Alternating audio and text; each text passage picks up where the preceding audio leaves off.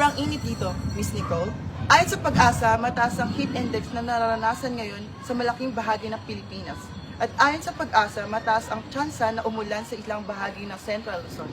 Magandang umaga po sa inyo lahat. Ako nga po pala si Ricardo Tanyola. Narito po tayo sa RL Alamation Senior High School, isa sa paaralan sa Pampanga. At narito tayo para tanungin ang mga estudyante tungkol sa kanilang nararanasan na climate change.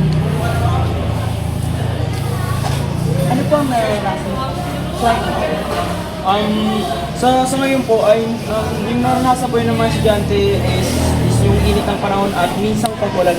Pabago-bago ng klima na ganun at apekto ng isa sa mga estudyante, pagkakasakit, pagkakaroon ng sakit at iba pang mga resulta at kadahilanan.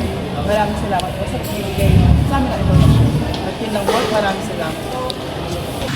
Pinapaalanan ang lahat na magsuot ng preskong damit at magdala palagi ng tubig at payong.